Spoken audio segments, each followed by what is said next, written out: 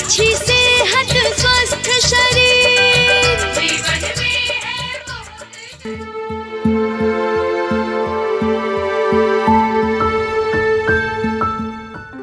मोटे अनाज देश की अर्थव्यवस्था में अहम योगदान देता है। बाजरा, ज्वार, मड़ुआ, कंगनी, कुटकी, कोदो, सावा और चीना मोटे अनाज वाली फसलें हैं। ये अनाज कम पानी और कम उपजाऊ भूमि में भी उगाई जा सकती है। इसकी खेती में यूरिया और दूसरे रसायनों की जरूरत भी नहीं पड़ती। ये अनाज मानव शरीर के लिए काफी गुणकारी के साथ औषधीय गुणों से परिपूर्ण है। इस अनाज से रोटी, डोसा, चावल, खीर जैसे कई तरह के लजीज व्यंजन बनाए जा सकते हैं जो खाने में काफी स्वादिष्ट होते हैं।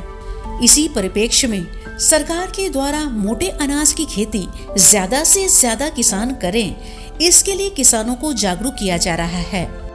इस बार खरीफ महाअभियान 2024 में कृषि विभाग बिहार सरकार ने मिलेट्स यानी मोटे अनाज की खेती को प्रमुखता से लिया है। राष्ट्रीय कृषि विकास योजना के अंतर्गत मोटे अनाज के क्षेत्र विस्तार, उत्पादन एवं उत्पादकता में बढ़ोतरी के उद्देश्य से चयनित प्रति कृषक को कुल 4,000 रुपए प्रति एकड़ का अनुदान दे है। योजना का कार्यान्वयन क्लस्टर में किया जाएगा। एक क्लस्टर एक राजस्व गांव में 25 एकड़ का होगा, जिस पर लगभग 5,820 लाख रुपए खर्च करने का लक्ष्य रखा गया है।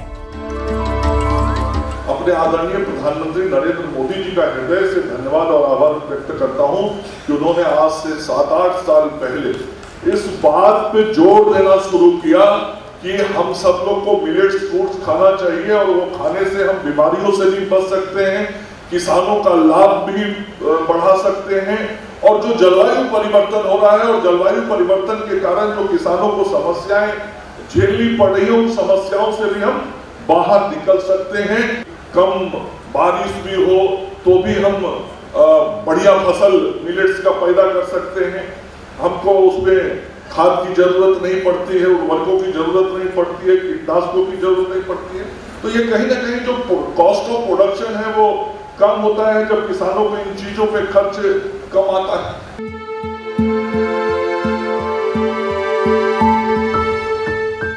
इसी परिप्रेक्ष्य में राज्य के वैशाली जिले में भी कृषि विभाग एवं आत्मा वैशाली के द्वारा मोटे अनाज की खेती ज्यादा से ज्यादा किसान करें, इसके लिए जागरूक एवं प्रशिक्षण कराया जा रहा है। हम चीना का खेती करते हैं और चीना में बहुत फायदा भी है, मार्केट में मांग भी है। इसका खीर बनाइए या चावल बना कर भात भी खा सकते हैं और इसका मार्केट में भी मांग बहुत ज़्यादा है और हम लोगों का कुछ सरकार का भी अनुदान भी मिलता है।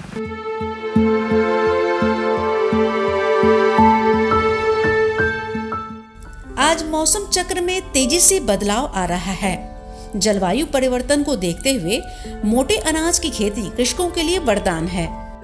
ये अनाज मानव शरीर के लिए फायदेमंद के साथ पशुओं के चारे के काम में भी आता है।